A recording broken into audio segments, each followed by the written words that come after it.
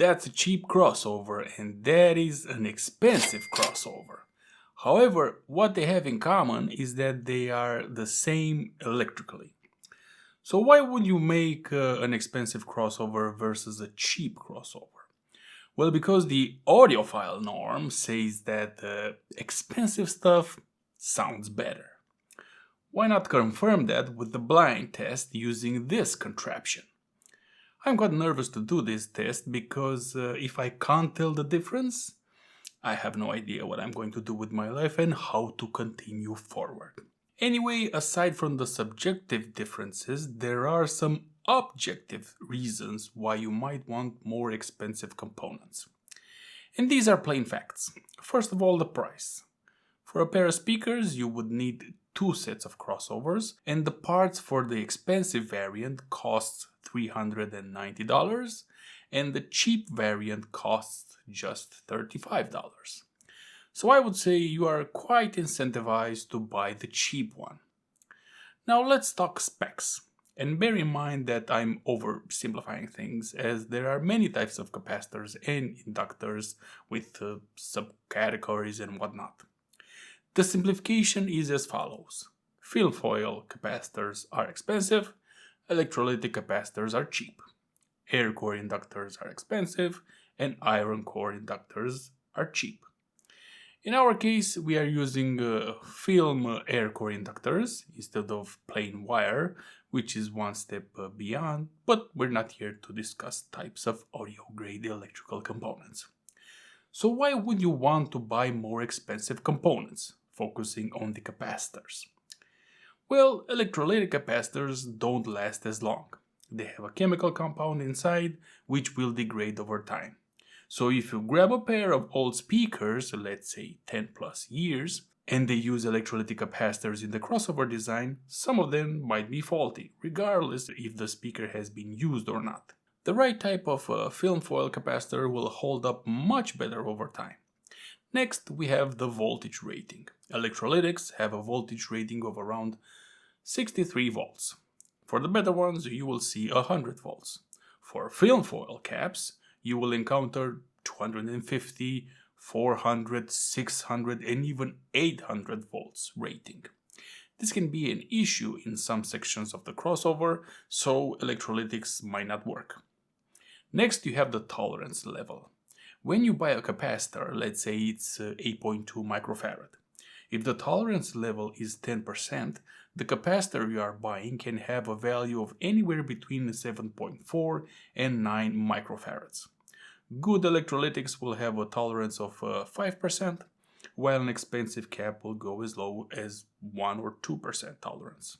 As you can see, there are some objective reasons why you would prefer pricier components. However, this video is not about that, it's all about subjective listening.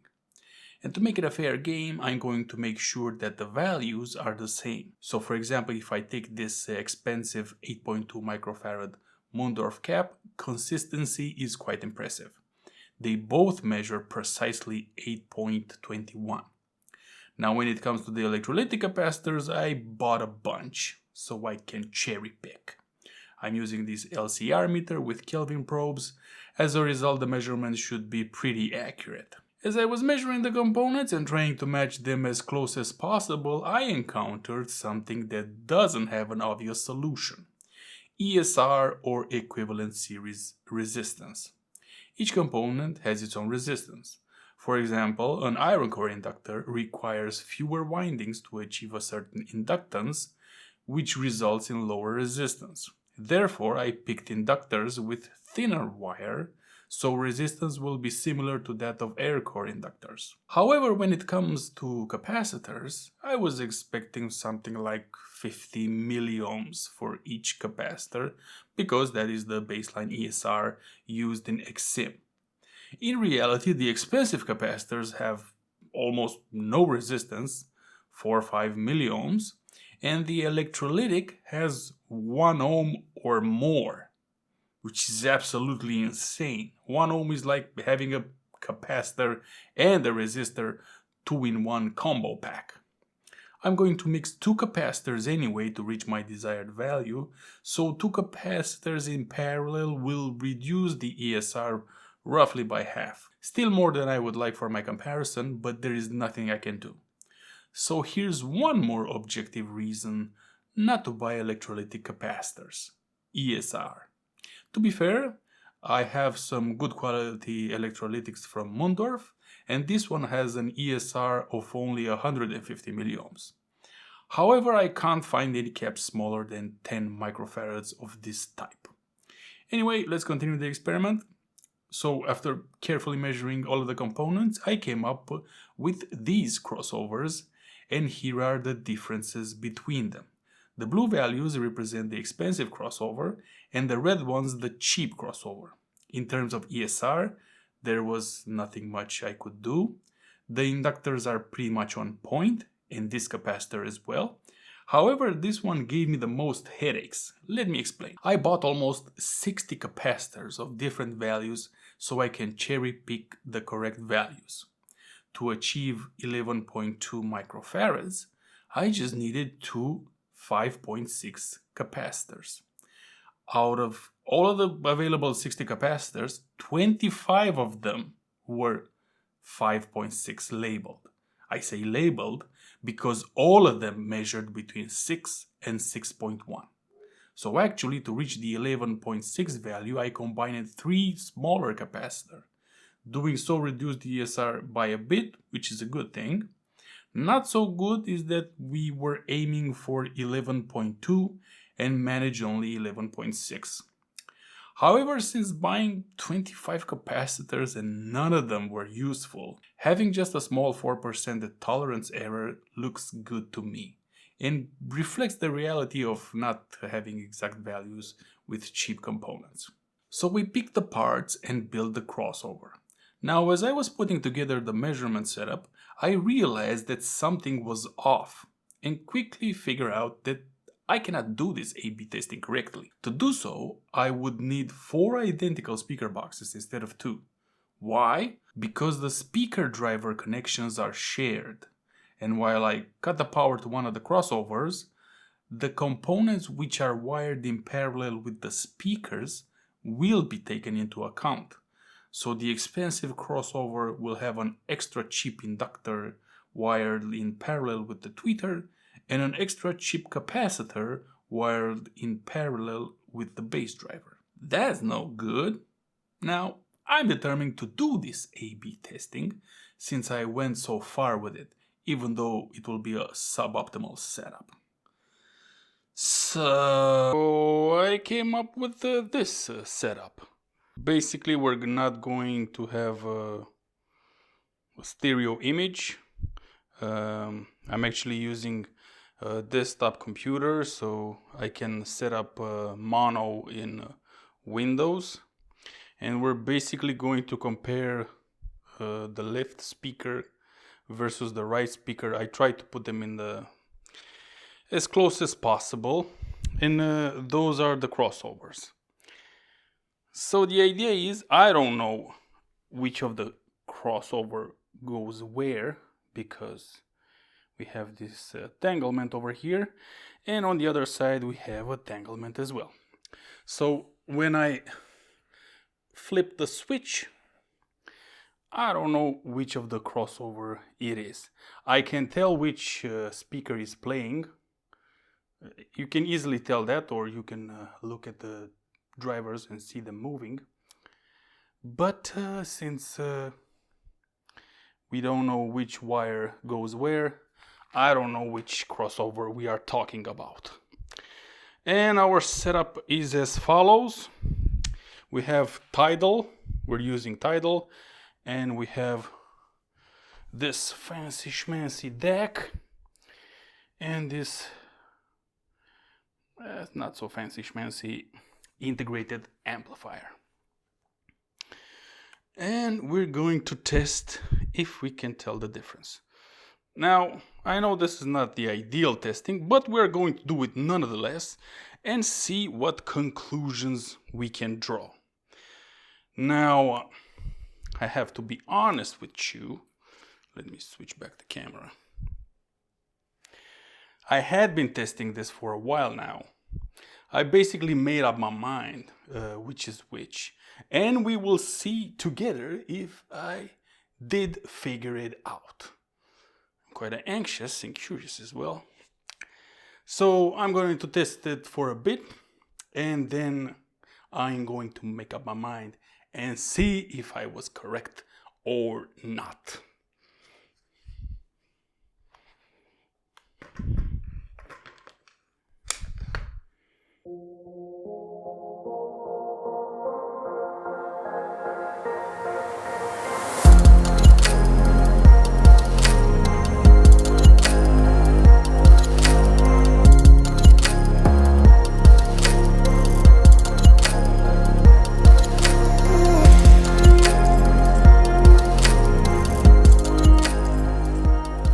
So here's the deal. First of all, it's not easy to tell the difference. Now, I wasn't expecting that. I was hoping to be something like night and day difference, so I can easily tell which one is which. Now, there is a difference between them. I can tell that there's a difference. The difficulty is telling which one is better. And I did took a long time to compare them, and I'm not really sure if I'm correct or not. But to me, I'm going to point at the speakers right now, but we'll see which one of the crossover really is. But if we take a look at the speakers, the left one, it's more in your face. So when you switch to it, it's like slightly, very slightly more volume, and that is usually interpreted as sounding better, but overall it sounds a little bit I don't know how to tell. The right one is more cleaner, it is more composed. The left one sounds like it's more disorganized. I don't know how to tell it, but it's more in your face, and it's difficult to say that the right one sounds better, since the left one is more in your face and you're like, hey, this is not bad. But then you get to a more complicated musical passage, and you feel it like, is this struggling? And you switch to the other one, and you feel like there's no difficulty, no effort when playing that musical passage. And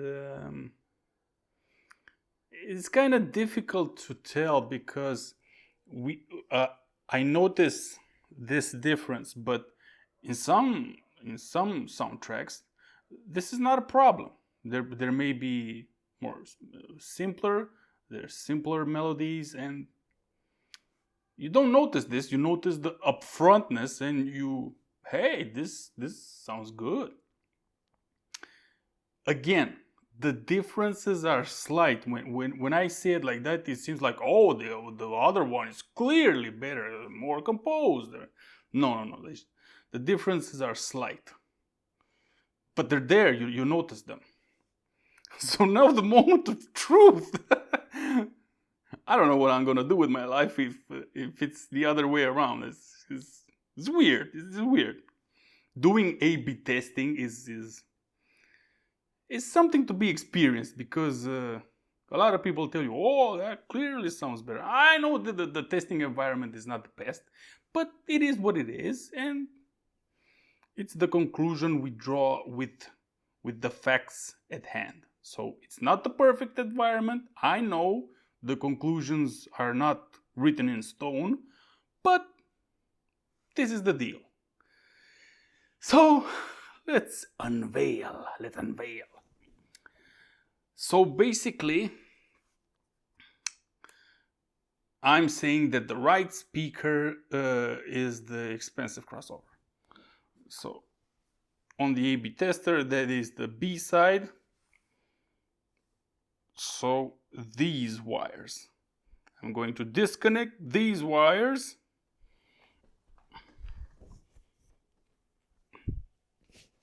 Let me put the camera on the stand. So these are the two wires and I'm going to follow them and hopefully we're going to reach the expensive crossover, because otherwise I don't know what to do with my life. Let me shut down the amp.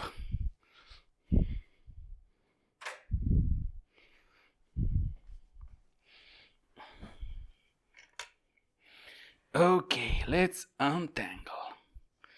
Let's untangle, let's untangle. Let's untangle. No. No.